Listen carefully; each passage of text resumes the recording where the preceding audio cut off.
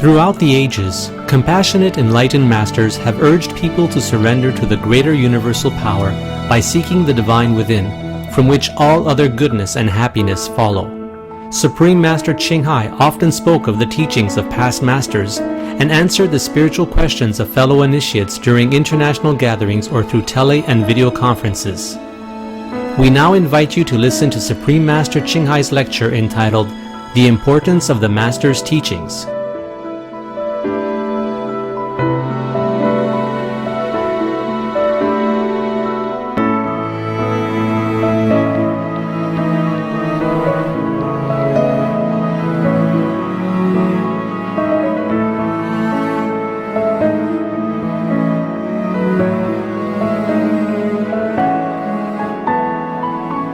Supreme Master Ching Hai's lectures are not a complete meditation instruction. Please do not try alone.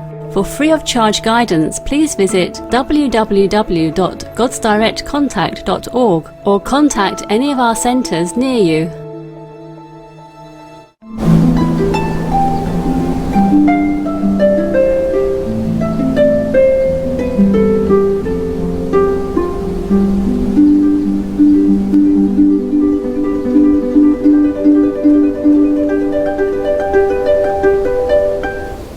The retreat doesn't start until tomorrow, but I thought I'd come say hello, okay? Because I have some new things. That's why. New design. Have you seen them before? Not yet, of course not. I even have all kind of stuff, but I couldn't bother no more. This is all I can manage. Okay. Nice to see you. Like this, I can see you better, huh? Yes. Not like you can only see me and I can't see you. That's not fair, is it? I like to see you. Long time no see, no? Yes. Yeah. I don't know these people. Who are you? Do you know me? Yes. Well, I don't know you. Really? That's you? Okay. Everybody in the hall, yeah? Or is there somebody else who has no room? Sit somewhere else? Huh? Anybody who's not here, raise hand. Okay, good. You have those things already? Big West, go green. They save the planet stuff. Big West, go green. They save the planet. No? Yeah. I design new stuff. So that wherever you go, there's t-shirt also, huh? And normal clothes also. But they didn't bring me any normal clothes, and I didn't. I'm small, I can't carry everything everywhere, you know. So whatever they have here, I wear them. And if you don't like it, you can go home. After a few days later. Okay. Okay. I read some stuff yesterday. I think I'm going to read it to you for fun.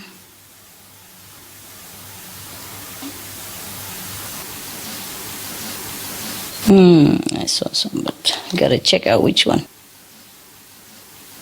Today I want to say this story, but I don't find it. And, oh no.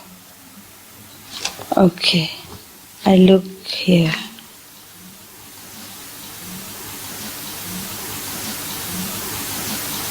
Anybody who has conscience and diligence should work when nobody is watching, as well as when somebody is watching. Not just showing up when somebody is watching because, like, I'm working. Yeah? So everybody knows that you're a big shot, that you're important. And when nobody is here, you do lousy job. It doesn't matter what. I don't like this quality. It doesn't match me. I don't teach you like that. Yeah?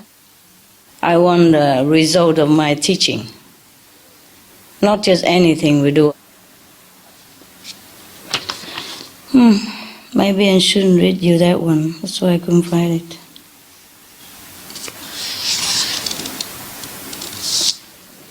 I really could not find. All of you in the same country here? No? Oh, I thought you were in the same country. Where from? Singapore? Canada? New Jersey. New Jersey, America? Yes. Wow, that's a quick one. How long did they give you the notice? 1 week? 6 days? And you got it? Wow. 1 day. 1 day? They let you know only 1 day? For sure, yes. Phew. How did you make it?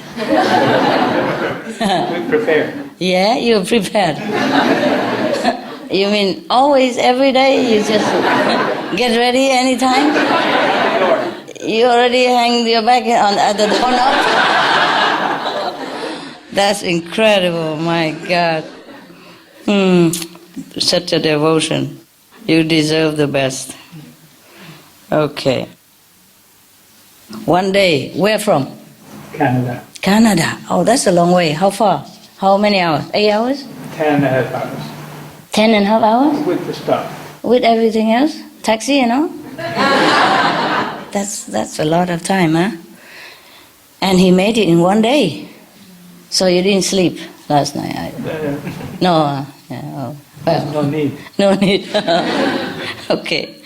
Some people already want to live without food, and now he live without sleep as well. Wow.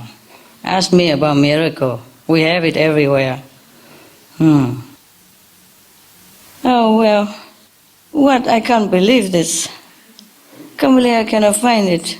It's a very funny story. I want to tell you, and I cannot find it. I find anything else, but not that one. It's funny. Oh, funny. Okay, forget that. I probably never find it. Okay, I read you something more serious then. Too bad.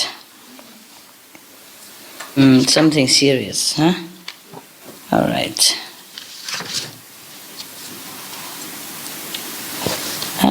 Where are you? Just whatever I don't want. Okay, here. Okay, there were two. One about a saint in a brothel, in a greenhouse.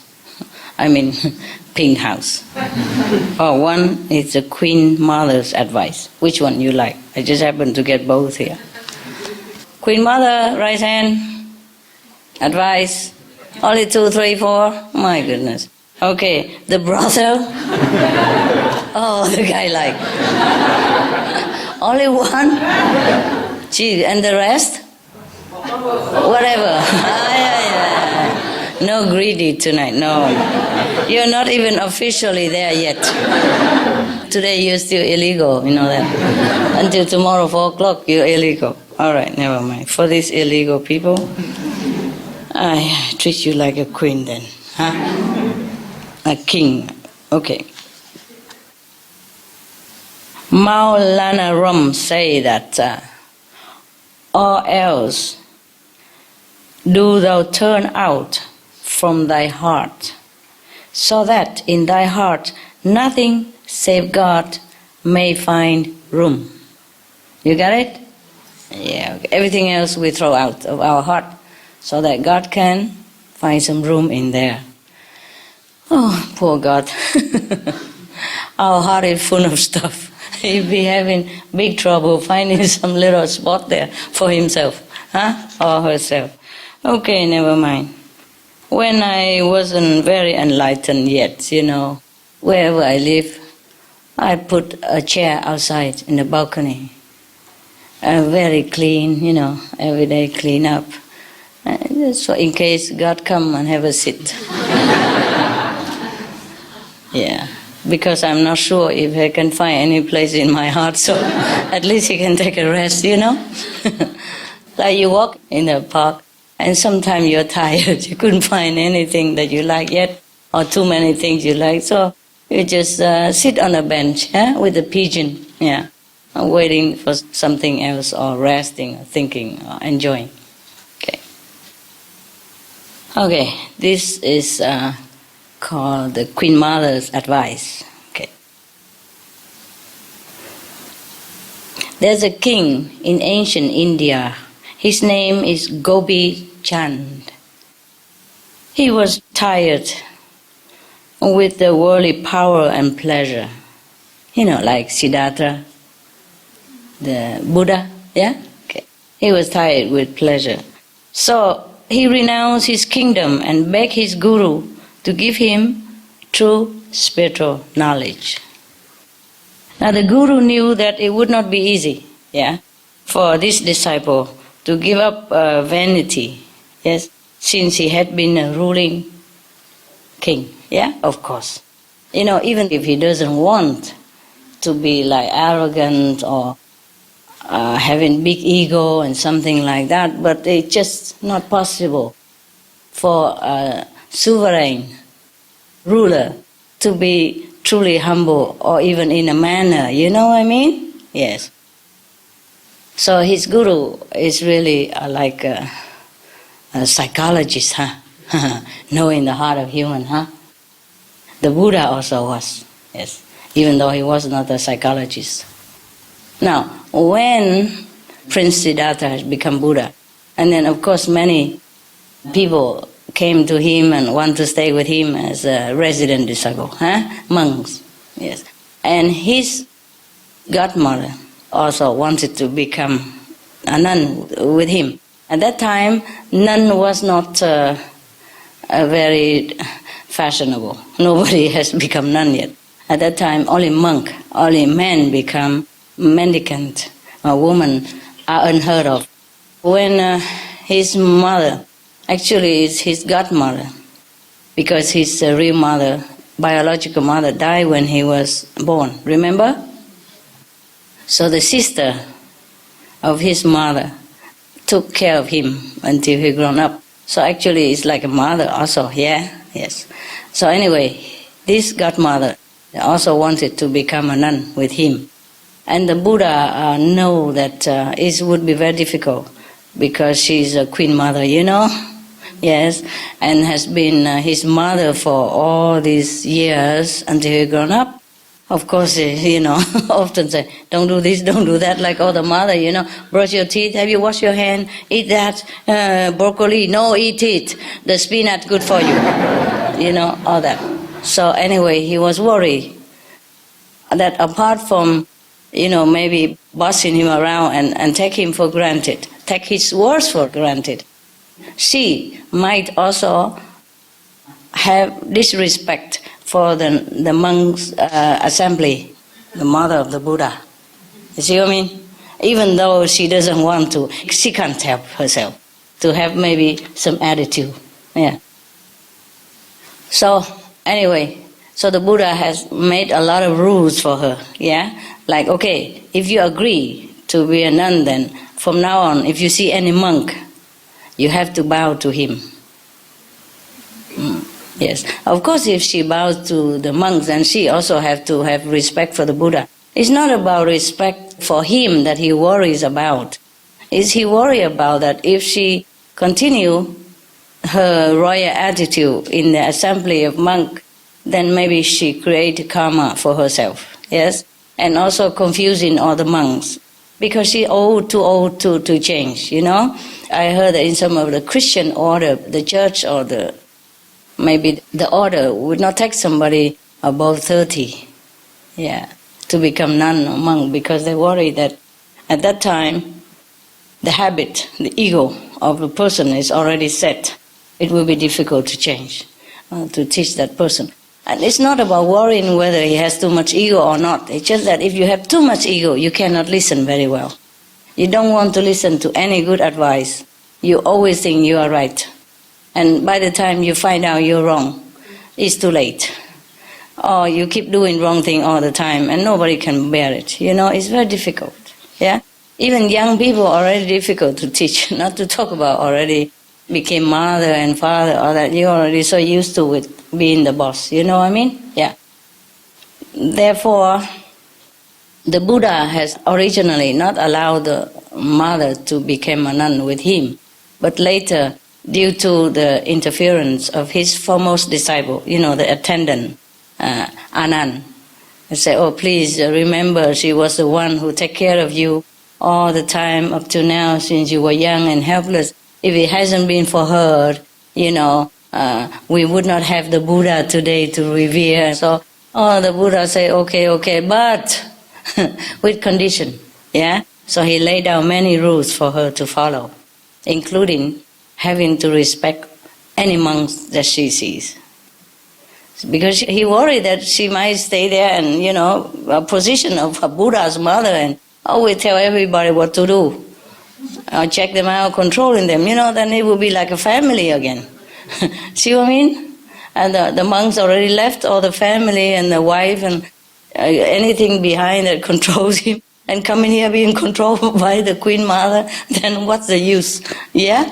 So, but anyway, because the mother of the Buddha was very determined to become a nun, because she realizes that nothing else better than this. So she accepted everything. And she became just a humble disciple, she promised, Therefore, the Buddha accepted her. And she was the first nun ever in his assembly, or maybe in the assembly everywhere at that time in India. I'm not sure before that if any nun or not, but I think she probably is the first one. Because in India, even now, if you are a woman and you go out alone, you'll be looked out upon too. You should never go out alone. I told you already many times, huh? Indian tradition, okay.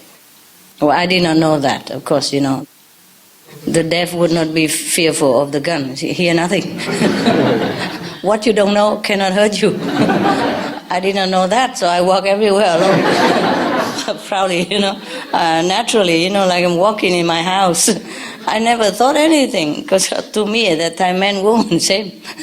Yeah, I can't see anything different anywhere, It's a shame to me. But luckily, mostly they treat me with respect, except that many of them want to take me home to take care. It's very cute, lovely people. Mm. Where are you going alone like this? It's so pitiful. Come home, I will take care of you. And one even want to marry me, He was only 20, my God, I'm 30 already. I say I'm married, by the way. At that time, I still was, I wasn't divorced yet, so I say I'm married, by the way. Even he was too shy to tell me. He asked his mother to tell me. Can you believe that? So I said, sorry, mate, I'm married. I didn't come here for a husband. I don't understand. He just saw me walking on the Himalaya because we went to pilgrim together, And I was walking all by myself with a stick and with a sleeping bag on the stick. That's all I had, with a pair of Punjab clothes in there. It's like a tunic with the trousers, that's it, inside the sleeping bag to protect. And that's all I had, and I don't even know who I am. I wanted to marry me, believe it or not. Just a meeting on the road on pilgrim like that. He probably has been dreaming before, or something like that, okay. Don't even know me, and invite me to their house and everything, I did go, just to visit, yeah. Okay, and the mother is a doctor, a physician, and the father is a lawyer, and he's also a lawyer to be. And he wants me to be Mrs. Lawyer to be. I just say thank you, but I don't think I'm suitable. I'm also married already. Anyway, that's just by the way. So if you go to India, please take somebody with you. Yeah? A sister, brother, dog, cat, whatever, don't go alone. Yeah. Somebody really try. Yeah. I had to use some kung fu, sometimes. Lightly, but deliver the message, hand deliver, express. All right, let's go back to our interesting story here. The Guru said to Gobi-Chan, the king, he said, Gobi-Chan, my son. He's a king and he called my son. So the Guru said to Gobi-Chan, when he came to request, for spiritual knowledge and renunciation, he said, Gobi-Chan, my son. No, he wouldn't say like that. He would say, Gobi-Chan, my son. With a beard. Gobi-Chan, my son. It's more likely like that, huh? Please do as I now order you. Put on a sadhu's robe. Take a begging bowl and go back to your own kingdom. As a mendicant, there you must beg for whatever may be given to you by your former subjects. Why does the Guru do this? Tell me. Anybody know? Why has he go back to his kingdom and beg from his own subject? Why? To see how he feels, to remember how he feels. Anybody else? Humble? Huh? Make him humble? Yeah, test his humility. Or teach him some humility. But he goes anyway. Yeah. And he believed, completely in his Guru. Therefore, Gobi-Chan did exactly as he had been told. So, when his former subjects saw their own monarch begging like a sadhu, they were very, very touched and liberally give him all kind of alms, give him a lot of alms. Probably now he needs an attendant, a bodyguard to take the food. After making a round of his capital city, he went to his own palace and begged for offerings from his queens and concubines. When they recognized that it was their former king, they removed all their jewelry and dropped it into his begging bowl. By the way, I'm sorry, this is all you get right now, okay? As big as you get, okay? It's near to the sea and on the mountain, you have both. You want to go to the sea in spare time, you can walk down, there's a small street on the right here. Don't go too far. And if you want to go, you have to go 2 or 3 people. So in case one die, the other come back with you. Yeah. Otherwise, who knows what they do with your corpse after you die down. We worry about your body, not you. All right. So, they saying to him, what good are these fineries without you, my king? Oh, how nice. So Gobi-Chan sent all that they gave him to his fellow disciples to give to the Guru. In the end, Gobi-Chan went to the palace of his mother, as she was the one who had advised him to give up his kingdom and become a sadhu. What a mother. Huh? But it's just, the time is up, His destiny is to become a mendicant, to renounce all the kingdom and all the fineries and all the wives and all that goes with rulership, to become a monk, a simple life. I guess he was born to do that, so that his subject will follow him, his example, to practice spiritually in a more earnest manner, and also to leave a good story for the later generation, like even if a king could renounce the kingdom and everything he has to become a devotee of God, what about us? That's what it's supposed to mean, And now you come to the Supreme Master Ching Hai and she told you differently. She said, no, stay out there and work for the world and, help your fellow citizens. And she don't even let you come and stay in her ashram. What do you think his mother said to him now? Would she cook for him? Like Sunday SMTV show? Huh? Cook for him his favorite food? And say, good boy. What do you imagine a queen mother would say to her son now that he came back as a sadhu? As a monk. Sadhu means monk. Yeah. Anybody can imagine? If you're a mother, what would you say to him? Come back, stay, I miss you. No. Too late. Huh? Too late. What? It's too late. It's too late to come back? Yeah. He doesn't come back to stay, my God. He just came to visit. Yes. So what? Huh? What would she advise him? What kind of advice she gave him how to be a sadhu, continue his renunciation. Renunciate life. If you're a mother, what do you say? Stay with master. Huh? Stay with master. Stay with your master. Yeah, but how? He was a king yesterday. Yeah. What would you think he come there for? To visit her? Or is there anything else? And say goodbye. He already said goodbye. She knows that he's gone. Huh? Maybe she asked him if he's happy. Ask him? If he is happy. Okay. Anybody else? No? You're not the mother at all?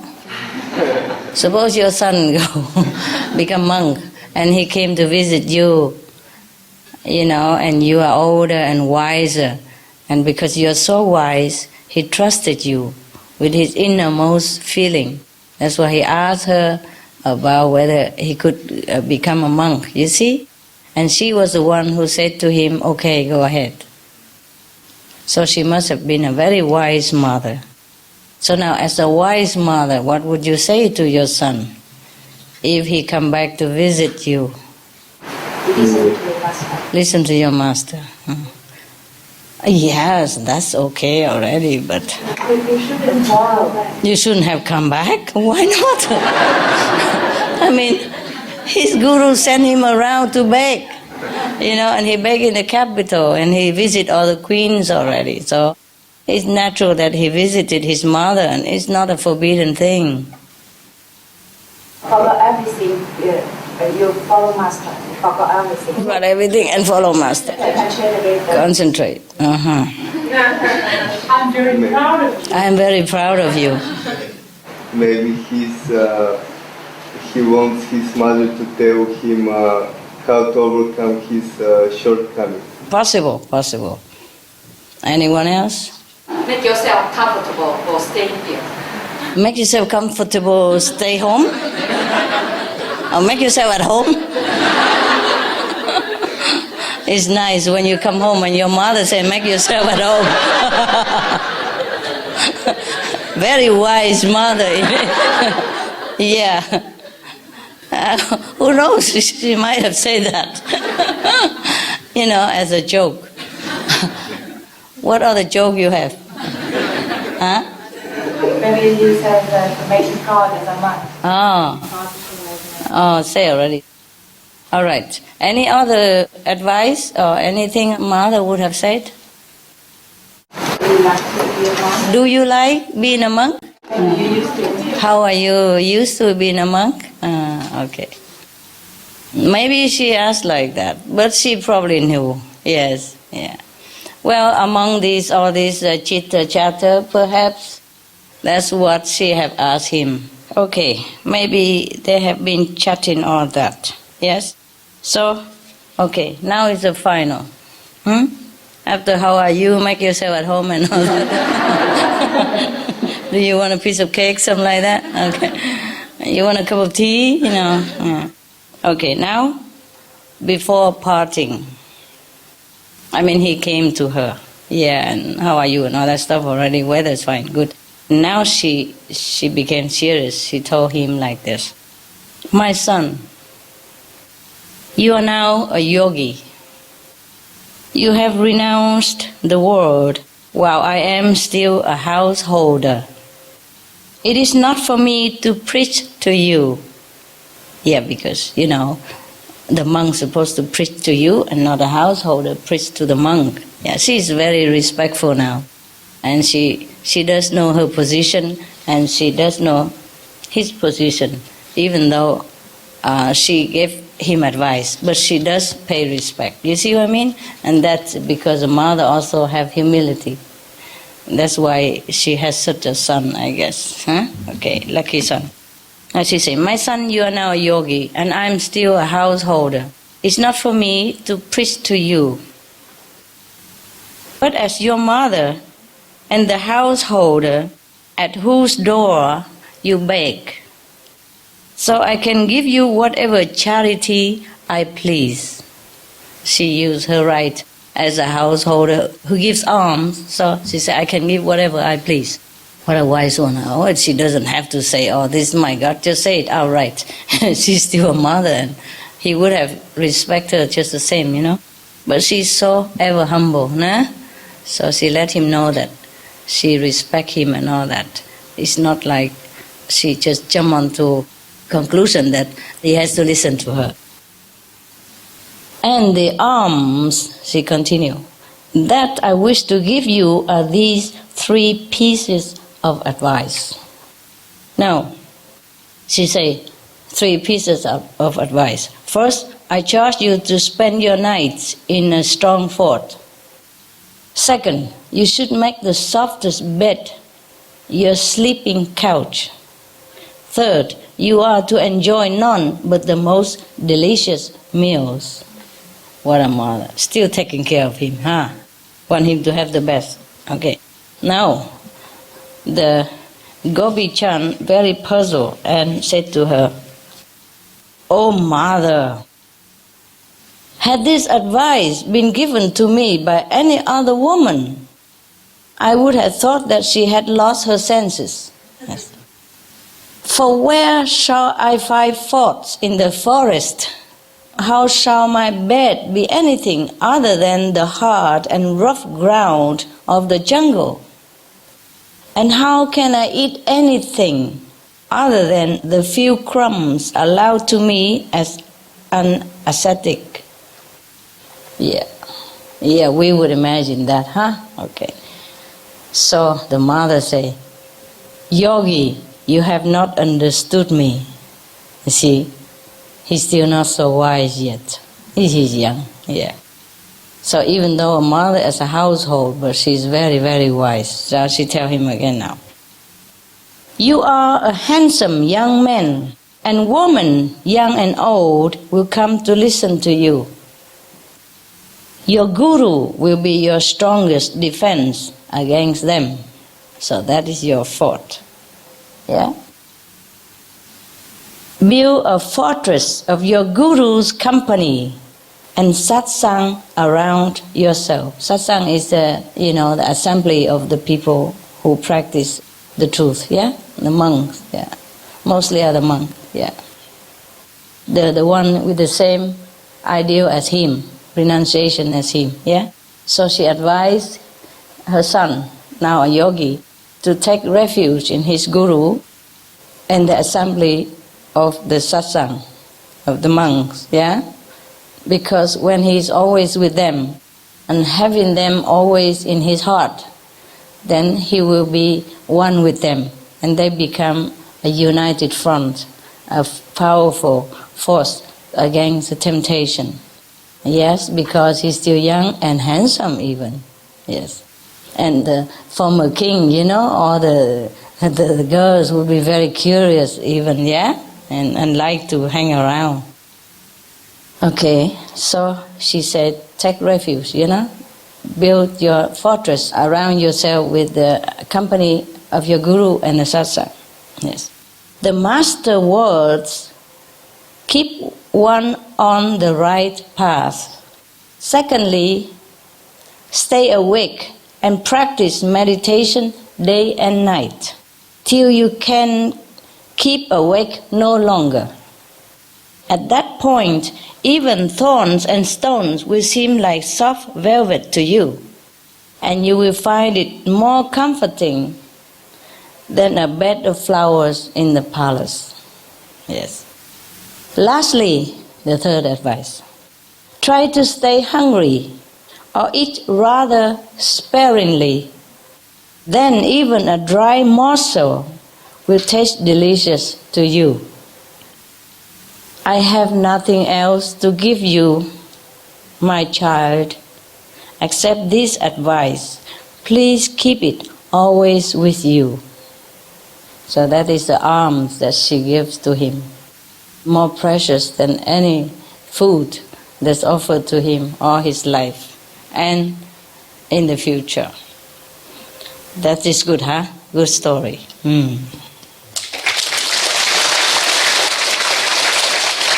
Very good story. I like it very much. So, how do we apply it here? I do the same. Okay. But now we are kind of short of space here, so there is a stone garden. Yeah? But the food here is too good. I'm not sure whether you're hungry or not, you still can eat. It's for me also, it's very bad here because they cook delicious food and they bring it into my kitchen. At home, I can still control what I cook, I don't cook much anyway, And my assistant also same.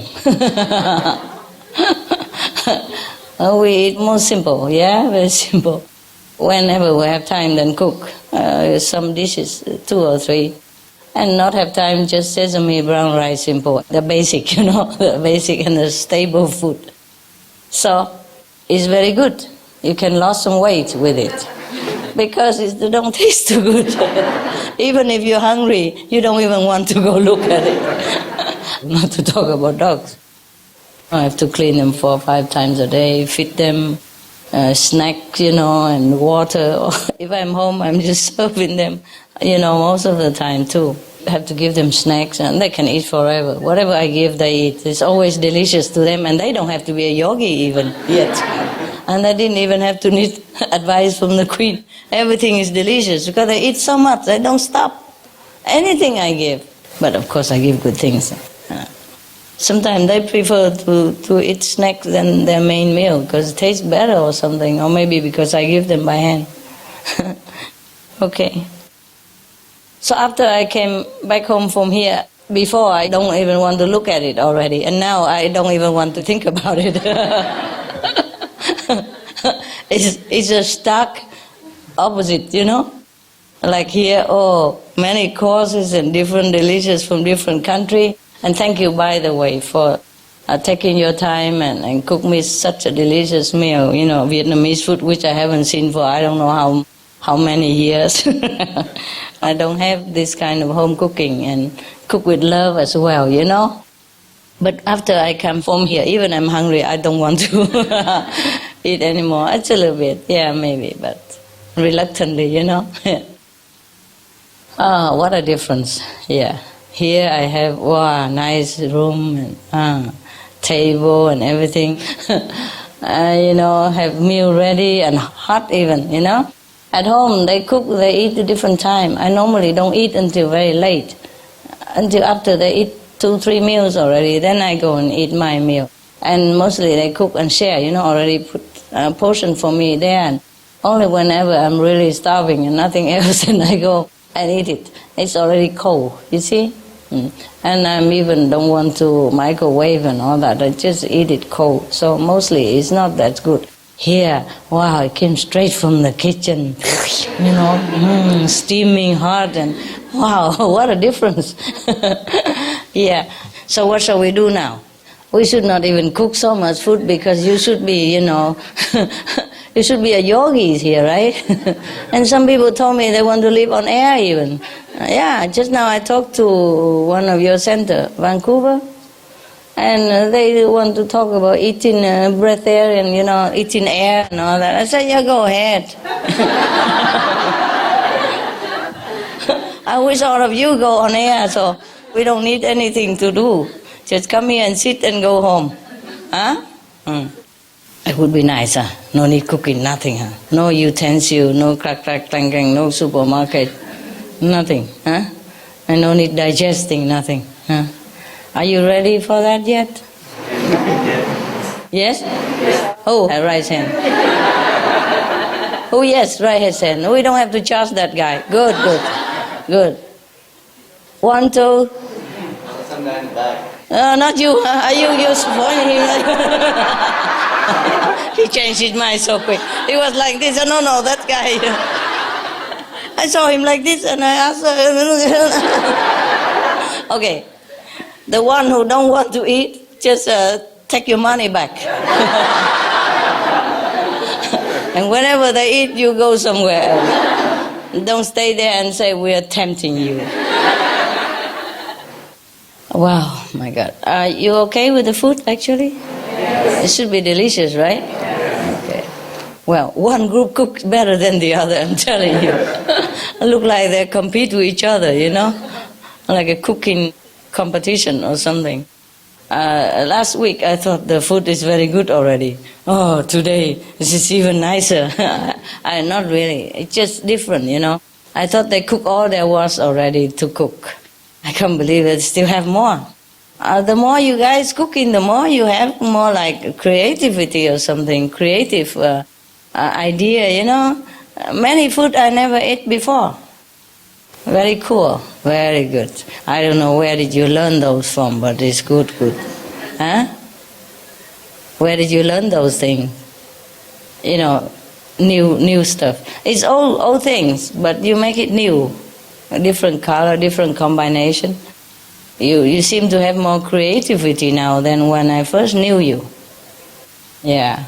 So when I first knew you, you cook tradition only. Right now it's more, sissy sassy.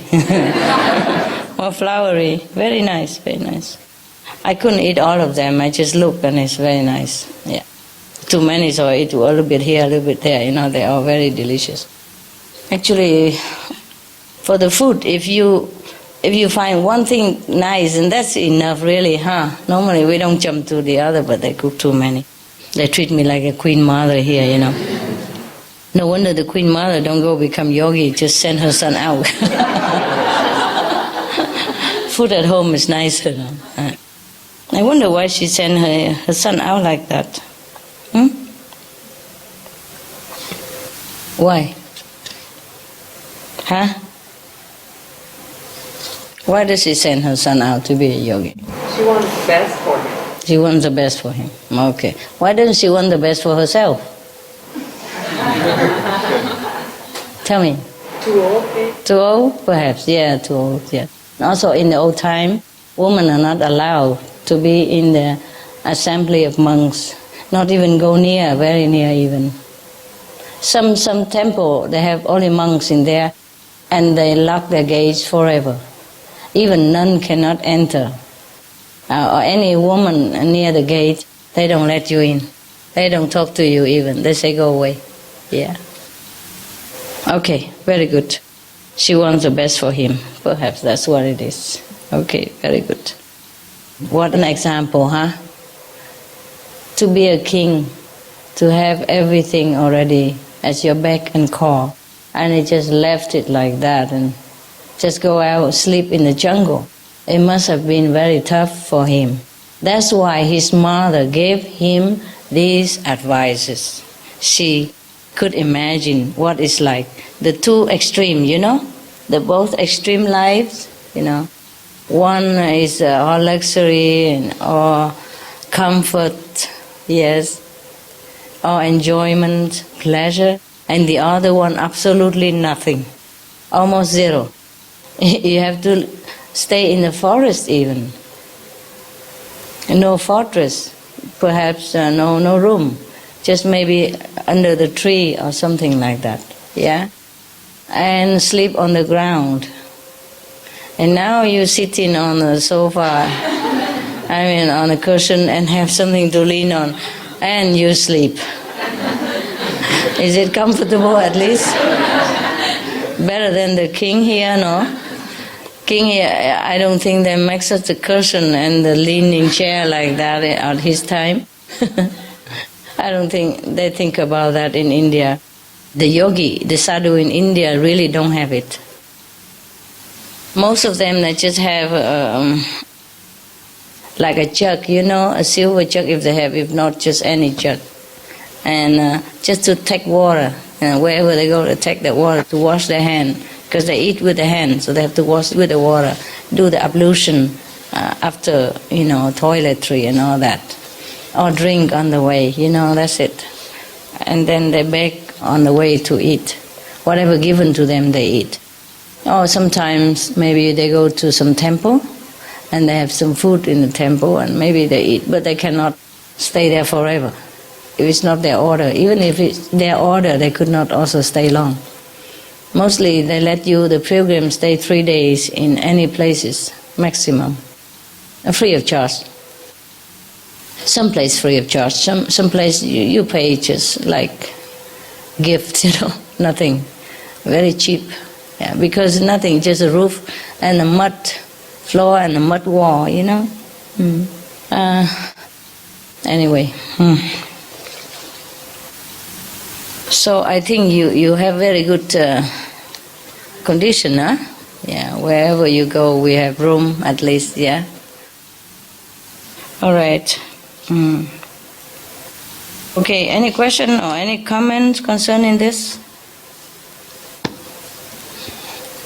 You like the story, I hope? Yes. Good story, huh?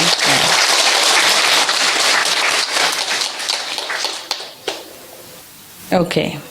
Then I leave you, let you meditate. I see you tomorrow, it's the same. What's the name of the book? Why? I just want to know. What for? You don't want to know the name of the book. Okay, let's go, right? I'm going to go to my room. I meditate there. And you're going to go up to your room.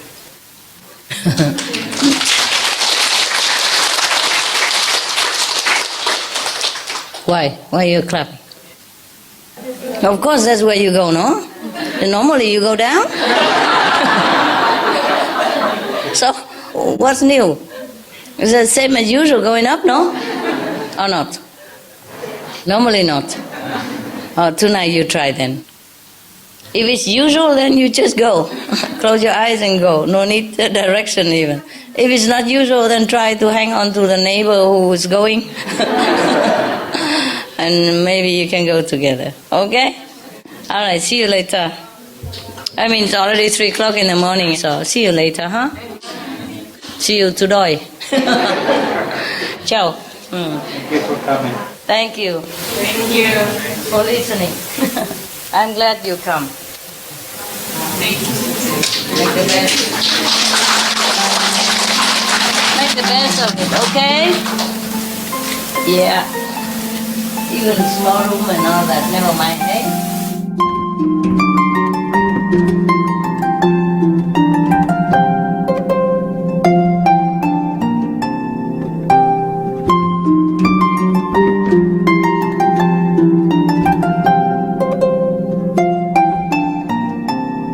It was once the custom for kings in India to hold a great gathering, at which their daughters would choose their husband to be. Wow. Isn't that nice? What did they do? Do you know anything about this? Have you ever done this? No? How did you get your husband?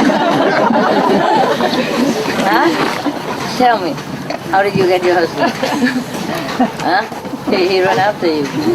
I met him on train. On a train? What kind of train? Everybody wants to know. What train? Where? It was on part-time job when I studied and he also studied. Yeah, and then? And we traveled by this train to Bulgaria Uh-huh. with people. Huh? So Yeah. we were a conductor. You were conductors? You training to be conductors? No, just this one Part-time. wagon. So, that's how you chose your husband. He picked you or you picked him? Or you picked each other at the same time? Huh? Don't know. Forgot. I don't know. Oh my goodness. Such a thing and you forget? All right. He probably forgot also. And how did you choose your husband? Yeah. Slovenia. Yeah, Slovenia. No English? Oh, sorry. Anybody English? Tell me how you choose your husband. There has to be something extraordinary, like a train something. I was 14. It was my birthday. Yes. And I went to a movie, Yes. Beautiful Child, which I was very fond of him. And I saw this boy, he was standing in the passage Yes. in the movie place. Yeah, and yeah. I said, wow, I wish he was my boyfriend. You said And- that? Yeah, I said in my heart. Okay, I understand. And I went and sit by my friend at the movie, and the movie began. Mm. And I thought, I'm not sitting closer enough to To him. the screen. Out to the screen. Yeah. I thought you liked the And boy. I moved to the second line, Yeah. and there he came. He came and he said, I want to get know you. Oh. You got the message. All right. Is he here, by the way? What? Is your husband here? No. No. He's in Israel. Otherwise, we could give him a hug. All of us. the girls all want to hug him. Okay, go ahead. Then what happened? And then I said that I know him because my girlfriend told me that she knows him Ah. and she knows his name. Uh-huh. And I say, okay, this person, I saw him before. And always when I was walking around the street with my girlfriend, she said, there is someone who wants to meet you. But when we get closer, she starts laughing. And I said, why are you laughing? And she said, after a while, you missed him. You didn't see him. So why did you laugh? Why didn't you tell me who is it? Yeah. And so it went on and on. So I knew that this is the person that wanted to Miss know you. me. And you But also the want... first one, you see, because we have a connection from other lifetimes. Yeah, I saw it. You saw it. Long after, of course. Uh-huh. But he was my first boyfriend. And the last, And, I hope. and it was very, very strange because when I was 7, they bought me a book, and people that start to go to school, and there was only one story that I can remember, and the name of the story was Raphael and the Magic Wheel. And Raphael is the name of my husband. And I said, what a wonderful name. And I didn't know. Oh, it's all prepared. So I was Oh, 14, my he was God. 16, and it was a very great love story because, our parents didn't want so much that we'll get together. And they said, we are Like in a very book. young and we are from different parts of, Different mentality. background and all that, yes. Oh, So what happened? we've married. I was 18, he was 20, 20. and we're still married. Yes. Very nice. So he's not in the train, but was anybody else? Huh? Anybody else? No. No good story anymore. Yeah, tell me. My husband, he was a PhD student and I was a master's student. Yes. And I had so many lousy boyfriends in my life, horrible boyfriends. And I was dating somebody who was awful. And my husband came along and he pursued me, and I kept So finally the good one comes along, and he had to work for like a year and a half before I would go out with him. Because you had bad experiences, poor guy. And so even when we were together, I thought, this isn't going to last. Is he here? Is he No, here? he's not initiated. He's Oh. vegetarian now. But we went away to India for a month. He's from India. And when he was gone, I finally realized what I was missing. When he came back, he said, oh, everything changed. I had beautiful dinner made for him and a big cake. I realized the first time I saw him when we were in class together, before I knew his name or anything, I saw him in the front row, and I kept getting this idea, I'm going to marry that guy, I'm going to marry that guy. But he was sort of this sloppy-looking, messy guy, and I kept thinking, why do I keep thinking this? Before he talked to me, he decided. I understand. Yeah. You say you will marry that guy and then you don't even want him. I kept thinking it was just a strange thought. I understand, yeah. And before he spoke to me, he decided he was going to marry me. Yeah? People say marriage is made in heaven. Perhaps it is so. Huh? So, mister, I'm waiting for the guy. What? I always ask him why he doesn't meditate. And he says he just came to Earth to help me meditate. He doesn't have to meditate.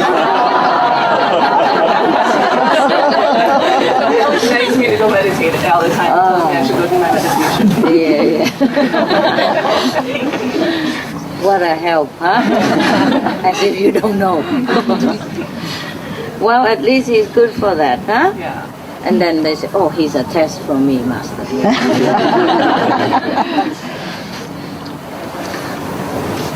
It's true also sometimes the more you are forbidden, the more you long to get what you want, you know. Sometimes it's a reverse psychology, huh? Sometimes people need that, huh?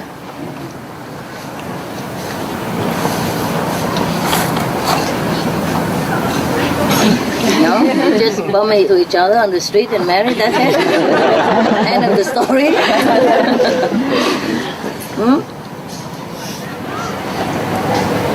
What? Even my story better than that? Okay, never mind. It's not so important. It's good to have a good romance like that, a romantic story, and then it can last for a long time. You know, it's nice if you first love and the last, you know. Boyfriend before, after, it might not be first love, you know. Sometimes everybody have a boyfriend, so you have one, yeah? Everybody say, that girl is the top in the class, so you also chase, you know? See who got her first, something like that.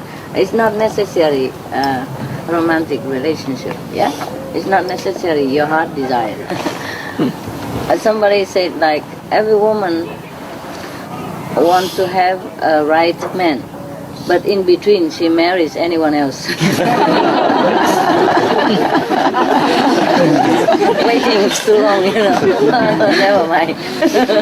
Better than nothing. And same with men, I guess. Men are easy, right? Yes. I feel that way, you know. No or not? Yes. It feels like, okay, any man, if you go, you know, don't have to be really pretty. As long as you come and make an advance, that's it. He is yours. Somehow. Huh? It seems like easy or not? Huh? No. Yes or no? Yes. Man is easy going, huh? That's good, that's cool.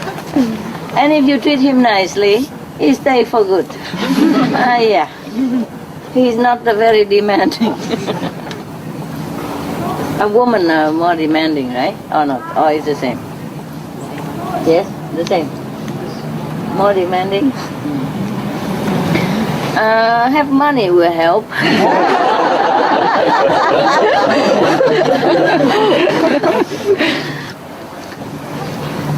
Last month, I was invited in a dinner party, and everybody came with everybody else, you know, all beautiful, all bedecked, you know, star-studded, diamond-studded everywhere. It's a perfect picture, but I go alone. So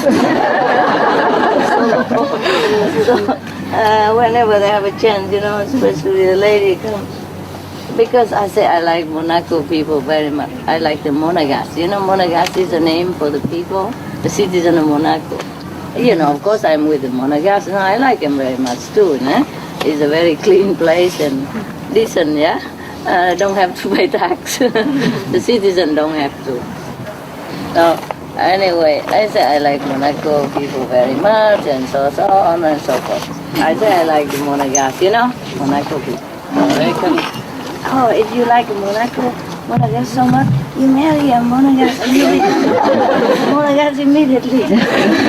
I say, yeah, good idea. I'm looking.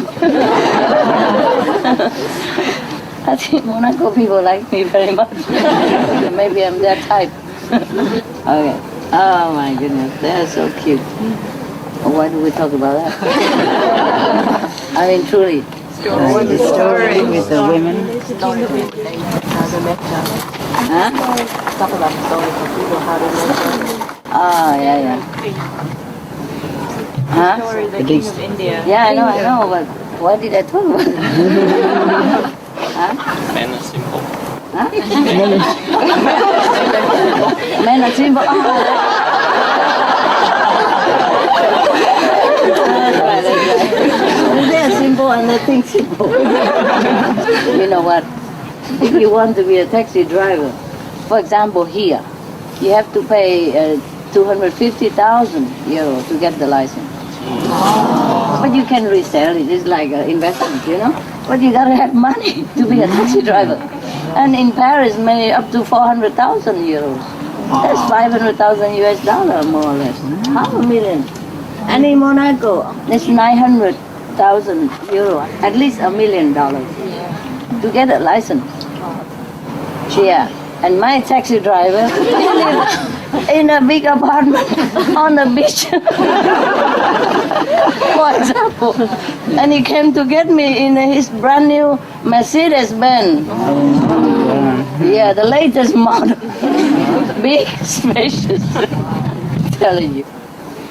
He's not just a taxi driver, He knows what he is worth. And if he's bachelor and he has big apartment in Monaco, you can count from 5 million upwards. 5 million euros. He has an apartment on the beach and he has a brand new Mercedes. Always come say, here come princess.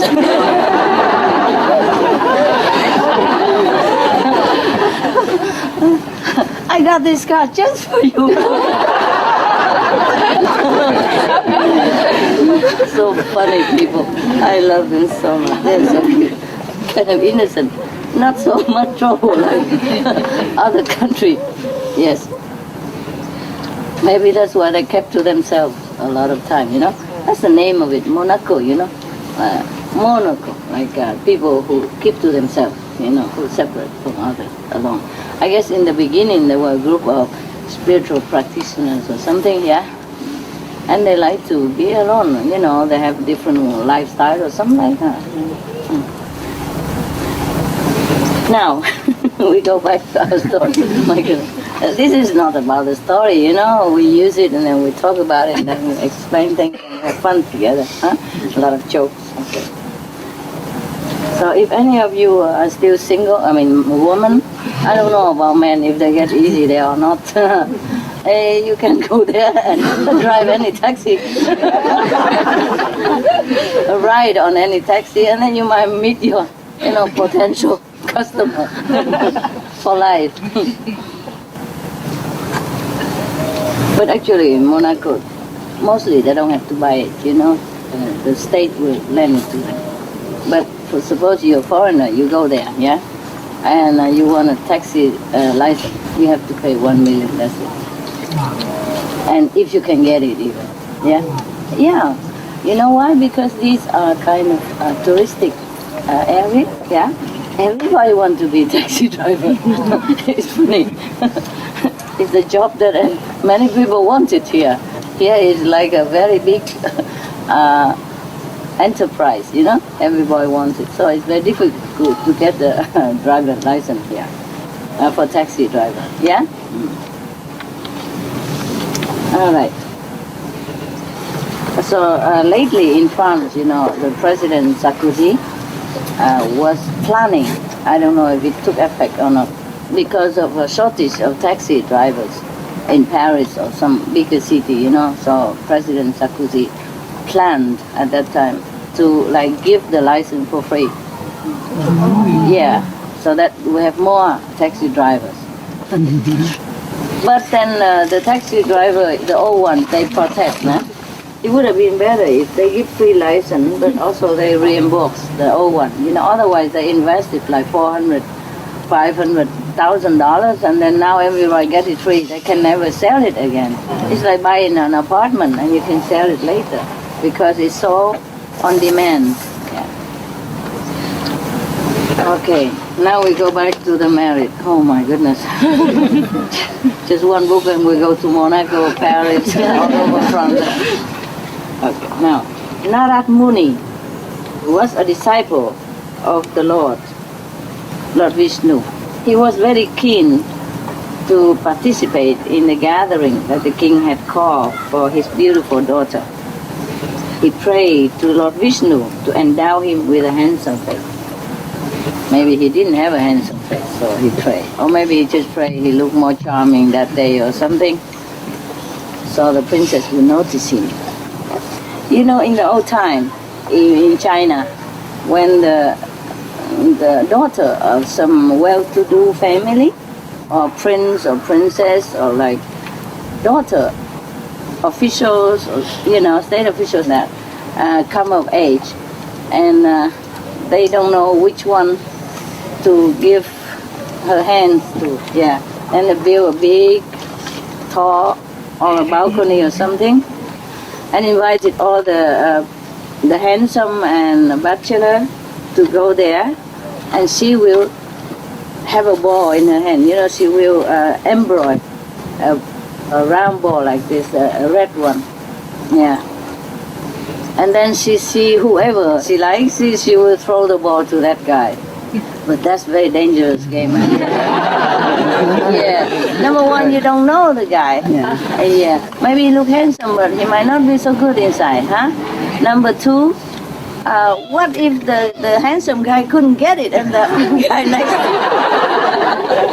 him? You know, by chance, maybe it slipped out of his hand, or maybe he just turned around a little bit and then it fall into the old man next to him.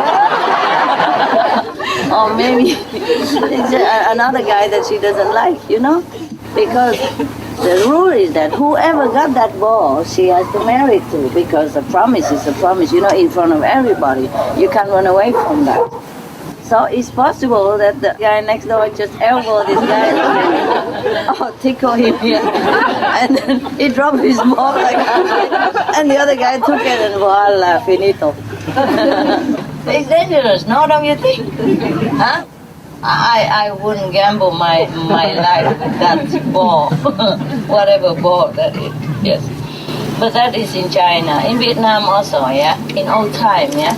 They don't do it anymore. I guess there's too many mistakes already. It's better not do it. It's such a risk, right? Yeah. Now here we will see how the people do it in India. So now the king gathered all the handsome guys, you know, the bachelor and the coming of age, the available one, to the palace to see which one his daughter will like. Now this guy, Narad Muni, is a disciple of the Lord. I mean, he was probably very devoted to Lord Vishnu or whoever the master at that time. Probably his master worshipped Vishnu, yes? So he prayed to Lord Vishnu to give him a handsome face. Okay, now Lord Vishnu was concerned that Narad Muni might fall prey to lust. You know, he wants him to be a renunciate, you know, like the king last night that I told you. So he gave him the face of a monkey. Poor guy. Before, he was better. After he prayed, he got angry.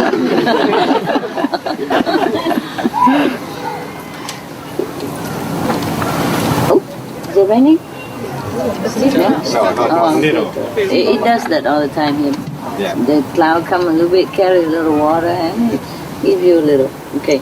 Now, so when the ceremony begins, Narad Muni believed that he has the most handsome face because he already prayed to the Lord. And he would never think the Lord would do this kind of thing to him anyway. So he always pushed to go right to the front so that the princess would choose him. And at any time the princess passed by him, she just didn't even notice him. She just go fast to the next one and keep walking anyway. So he was thinking maybe the princess didn't see him at all. He keep pushing again to go more to the front, ahead of the princess, push himself to the front and show his monkey face. After many times that the princess did not notice him and keep moving on, he could not bear any longer. So he moved it to the very end, that the princess will finally go there anyway. And then the princess, after seeing him probably 100 times already, she got irritated. He said, "Why are you jumping from one place to another like a monkey and showing your monkey face to me?" So he was very surprised. And he said, "Why does the princess tell me like that?" Narad Muni was very, very surprised and said, "Why does she talk to him like that?" And the princess said, "Go look at your face in the mirror." So he went, found a mirror, look at it. Who is that? What have you done to me? So he know that it was Lord Vishnu who played this joke on him. He was very, very, very angry, and he threatened to curse Lord Vishnu and sue him, as the Supreme Master. At this, Lord Vishnu apologetically said to him, "I am prepared to bear whatever curse you sent to me and the consequences of it. But I did not want you to fall." Fall where? Into the worldly passions. Into the worldly passions. Fall, he didn't want him to fall from spiritual practice. But I wonder why. Why so strict? I mean, I let you guys all get married. You and make a couple of children and all. And do you still practice well? Yeah? Yes. Good? Yes, huh? It's okay. What I mean is everything moderate, okay? Yeah. Moderate is good, yeah? Besides, how can you meditate 24 hours? Suppose you become a yogi and went into a cave somewhere. How long can you meditate before you begin? It's difficult to just concentrate on meditation alone, right? Yes. So marriage, family is like a pause, or something to keep your mind also occupied a little bit. So, because if you're not married, you think of girls or boys anyway. So what's the use? Might as well, Just like some of you go breatharian. If you sit there thinking of food all the time, what's the use? Just do it. Can do. But if we are too harsh to our mind, then it's not too good, is it?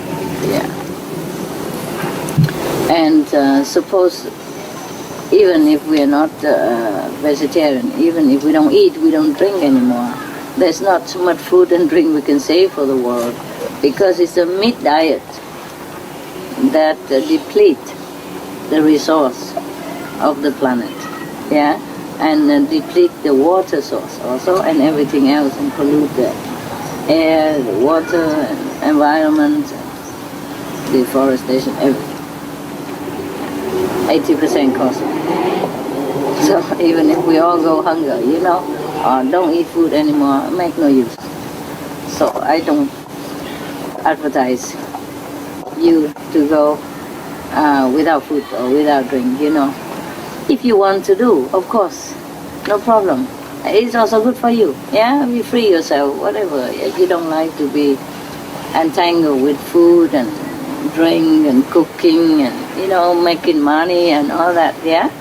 Yeah. Some people think that if they are not eating, you know, they can have more time to practice or do whatever.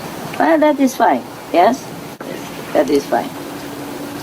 But as far as saving the resource of the world, oh, we cannot do much. And there's some other reason, but I cannot tell you right now. So maybe after, okay? If the world is safe and 80% of the people are vegetarian everywhere, I will tell you. That's okay? Right now, no. I can't. It's something I cannot tell you. I cannot tell you everything. I can only tell you what I need to tell you and what you need to know. Too much information for your processing center here. Also no good. Okay, anybody want to have a ball here to throw? I have a ball for my dog. A tennis ball, you know, that Lucky left behind. You can use it and throw it some guy.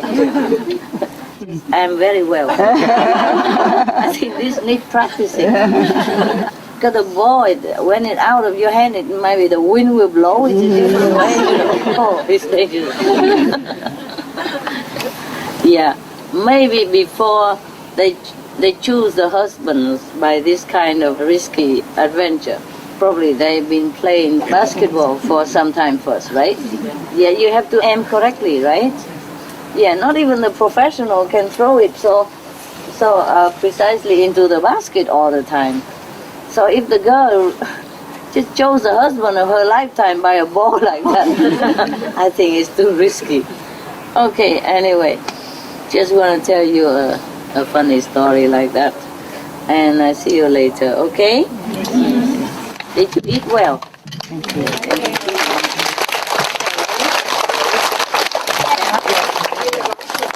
Huh? You're going to eat now? Yes. Oh, sorry. This is only a decoration. So you go eat, okay? Good appetite. I hope you have good food. Thank you.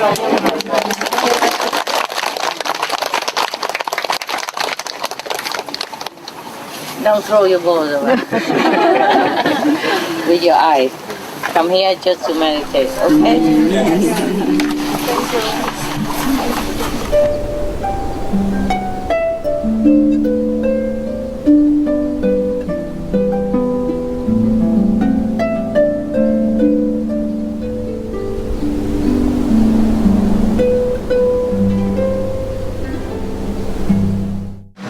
So what did you do all this time? Meditation. Meditate? Yes. Watching videos on TV. So you saw the president? Yes. Good. You like him? Yes. He said he's old, I'm not sure how old. You guys okay? Yes. Anything I can do for you? No. Okay. You guys stay here, okay? Yeah, I go upstairs, check it out. If everybody's still alive, then I come back.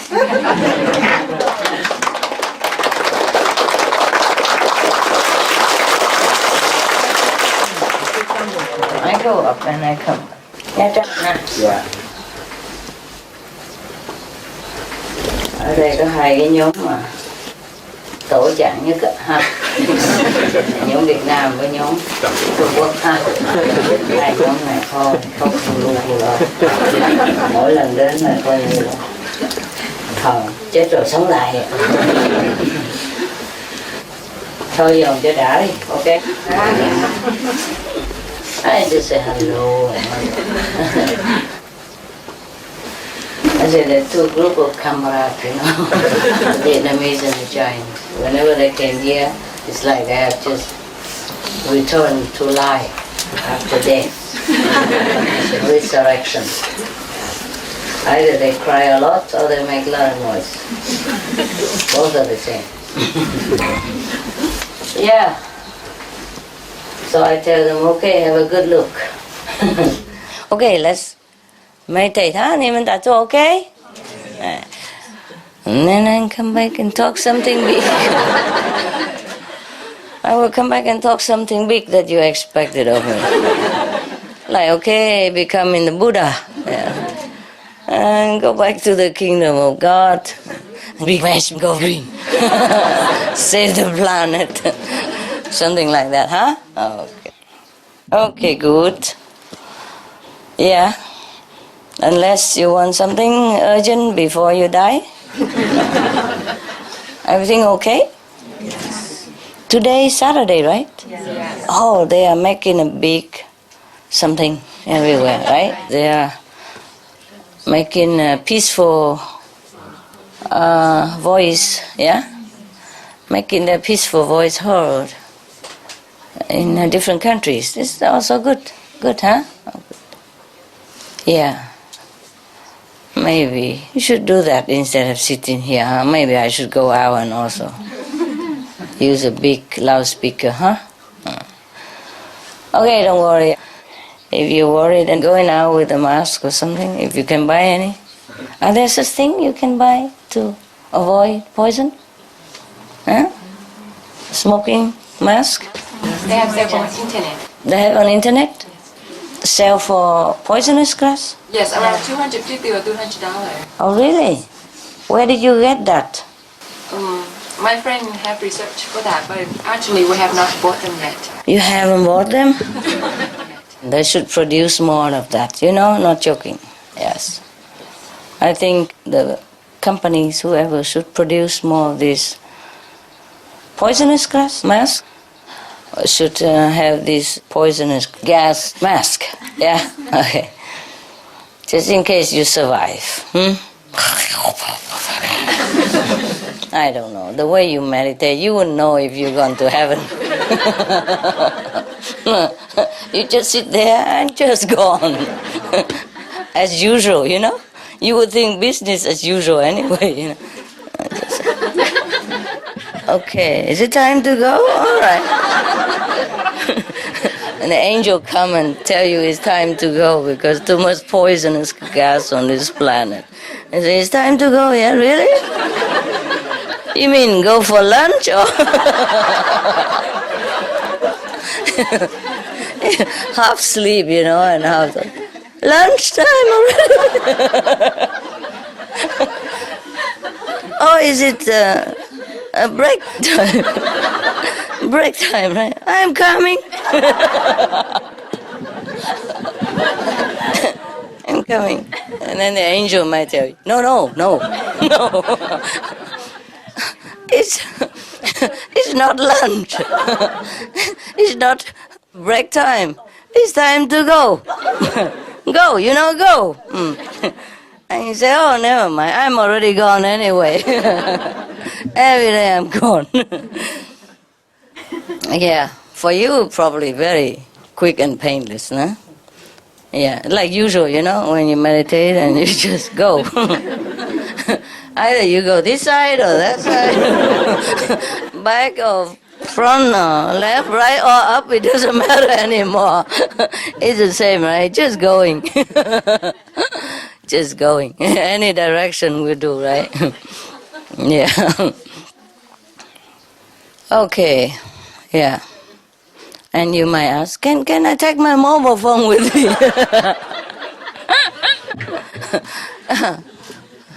No, can't. No need. We have telepathy up there. Oh, that's just what I need. Then I don't have to pay bill. Phone bill. Okay. Master says she needs somebody with telepathy. It's about time. And okay, but I had some money in the case. Can I take some first? In case, you know? Buy some candies, something? No, you can't take it. How about some gold? No, we have a lot of pavements up there already. No need. How about SM Celestial Jewelry? Can I take it with me? Yeah. What else you want to take with you in case we're going? Can we take you? Take me, yeah? Yes.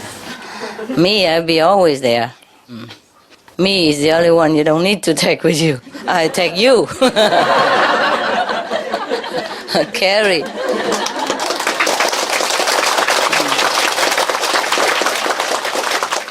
Carry or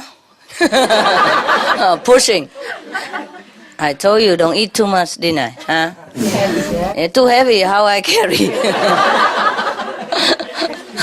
Lucky most of you vegetarian and you lost some weight a little bit. Huh? Before, I don't know, 3-4 times my size. Yeah. Okay, guys. Yeah, you wake up a little, huh? That's good. Me too. Okay. Now we meditate a little bit. Now they're laughing upstairs. Translation too slow, eh? Better than nothing. Yeah. Remember, in Hawaii we have also different nationalities, and they're translating different, because somebody has to translate first to English, and then English translate to maybe Chinese, and Chinese translate into other things, you know. And we have waves of laughter, remember? First the Vietnamese, and the English, and the Chinese, and the Japanese, and the German, and the Korean, etc. Yeah. It's fun, huh? Our group, huh? Yeah. We laugh a lot, even at death also. Yeah. Okay. But I'm worried, guys. I'm worried about the people. But never mind. Whatever. If they have that kind of choice, let it be. Huh? Yeah. We can't stop people choosing what they want to choose, right? The thing is, before we came here, we knew what we want. And when we came here, we get kind of blurred out, you know, by background, by DNA, by social influences, by friends, yeah, by situation, yes, and by our weaknesses as well. Pick up, by the way, or pick up from heaven before you come here. And then sometimes your weaknesses overcome you, overcome your strength. And then you do many bad things, all the things that are not desirable. And then you go even lower, and then it's just suppressing you all the time. So in this world, you need a master, you know? Yeah. Need somebody who can help you in times of trouble. Because in times of trouble, you don't remember who you are. You cannot even get up yourself. Your soul, your knowledge has been suppressed and locked and covered and taken from you. Yeah, so that you don't even know what you come here for, and you forgot your vows and your promises before you came. This is a trick of Maya, you know. They let you come here, but when you come here, you're under the control. They're under their control. That's a pact deal, you see. You can't just come here free and happy like the way you were in heaven, yeah. There's a price to pay to be here. Even to fulfill your job, or to progress spiritually, or to help somebody to progress spiritually. There's a price to pay.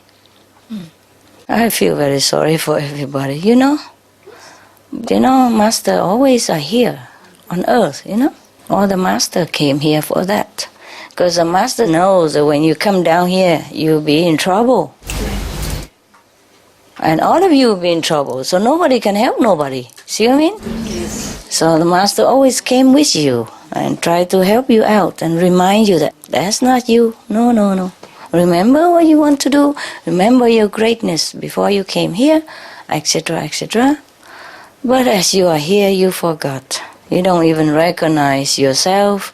You don't recognize the Master, your best friend, you know, from heaven. It's very difficult. No, Master run around, keep telling you, wake up, remember, but sometimes not. Sometimes okay, remember a little bit and then go back to sleep, just like your meditation here. You know, if I talk like that, you understand right away. It's from personal experience, you know. Okay.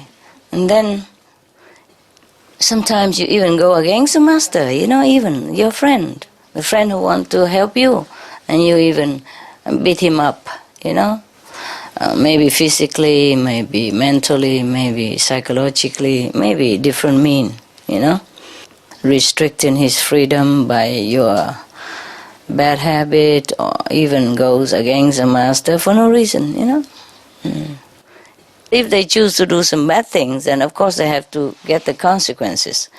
The thing is, it's like that.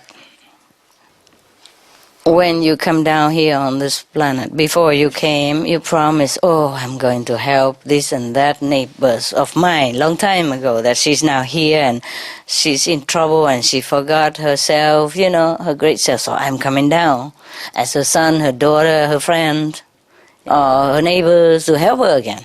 Yes. Well, when you came down, you forgot. You were so distracted by eating, drinking, whatever, yeah. Beauty, yeah, handsome, yeah, all kind of stuff, money, position, power, and you forgot your promise. And some also say, I come down to help Master because Master needs a lot of help to take care of everybody on the planet. Then you come down, you forgot, you get distracted by man, by woman, by money, by whatever, house, car, the latest, yeah, the fastest, etc., etc., and I'm left alone again, or any master, sometimes I do need some more help. Not like personally, yeah, but like, okay, we can do some translation for different languages, yes. I have only a handful of helpers, and not to talk about they bring their stuff with them. Not just their help, but their stuff. The stuff, the tough stuff. When you got a helper, you get a package deal, with all kind of negativities come with it. The poor guy also could not help himself. Because before he came here, he has to pick up his old karma. Understand? Yes. Depends on how bad you were in the former lives. You have to take how many bad traits with you. Yeah. For example, that guy in the old time, he was a womanizer. Yes, and he's not very faithful to his wife, for example. Then in this lifetime, if he wants to come down on this planet to help anybody at all, or to help Master even, he got to pick up that trait again and to overcome it. But can the guy do it? The answer is big and no. Very difficult. You understand me? Because it keeps strengthening more as you reincarnate times and times again. It doesn't get any weaker. So that is the price anyone has to pay to come in here. That's why life after life, we should listen to the Master teaching and be good. So in case if you have to come down here to help anybody or want to help a Master, then you don't burden the Master. Or you don't create more trouble for the person you are intended to help, even. Do you understand me? Because sometimes, if not, then you create more trouble than help. The balance is not that perfect, you see? Sometimes you create like maybe 80% of goodness, okay? Then you have 40% of badness. Wow, that's a lot. A lot of headache for the person that you wanted to help or to the Master. Do you understand me? Yes. And sometimes you can be helpful like 50%, but 30% of you also create badness. Then it's kind of almost like cancel out, you know what I mean? Or it's very, very tiring for the Master to deal with this badness. Yeah, very difficult. So it's up to you to try to correct these kind of traits, within the cycle of reincarnation, which is difficult. But if you know it, okay, how come? Your trait is like, for example, womanizing, yes, then that is definitely your bad karma from the past life. Then this life you most definitely don't even look at woman. Yeah, laughing, why? Why are you laughing? It's fun. It's fun? It's not fun for the guy. For you, yes. Because you're a woman, you don't need to look except why does she wear that beautiful dress and I don't have, That is the trouble, So some men and women really wanted to help the world, but they're overcome by their own weaknesses, That's a very big problem for everybody. That's why I often have to work alone. Everybody comes with some garbage. Do you understand me? That is the rule, yeah? If you want to come down here, do anything good at all, you have to balance yourself with bad karma. You have to pick up some bad karma that you are used to before.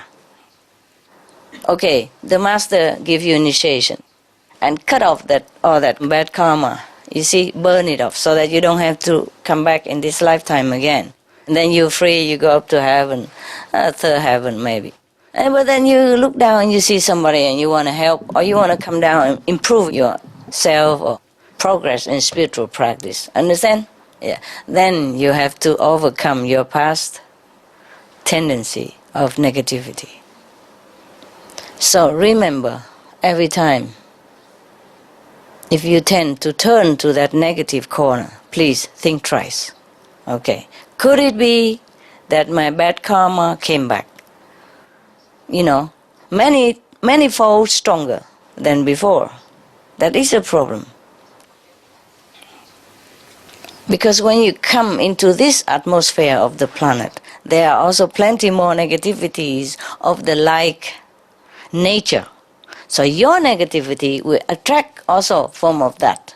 And they clump together and make you feel more inclined to that kind of negative direction. More than just your own negative tendency. Do you understand me? Like attract like. Yes. It's very difficult to pick up any positive things on this planet. Mostly negative. So if you bring your own and come here, and then it's like a magnet. All the negativity also will be connected with you. Through, the law of like, attract like. And then you'll be overwhelmed. So you are the only one who decide which direction you go. Which direction, according to the Buddha's teaching, according to Jesus' teaching, according to Prophet Muhammad teaching, or the Jain master teaching, Mahavira, etc., etc. Yes.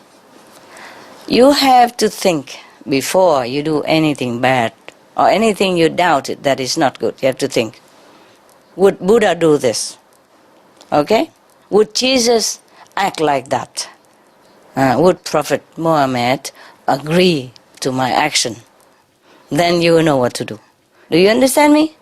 Yes. Otherwise, if you don't have guidance, you just do whatever you think in your mind, then it's mostly just negative. Because you don't meditate enough to overcome the negative power of this world yet. You understand? Apart from your own negative trait that you have picked up before you came here, to overcome it, to win over your negative past. Apart from that, you have other negativities of different kinds upon you as well. So always think, that's why the teaching of the Buddha is important. Teaching of Jesus is important. Teaching of Islam is important. Take it as a guidance. Understand me? What would the Prophet do in this case? What would the Buddha do in this case? What would Jesus Christ decide in this case? Then you won't go wrong. Okay? That's how you follow Islam teaching. That's how you be a good Christian. And this is how you are a true Buddhist. Alright? Don't just read it for fun. It is a good guidance for you, so that you will not err in this negative domain, so that you will not be overpowered by your own past karmic force and the force of negativity in this world, the collective one. Okay, huh? Yeah, all right, good. I see you later.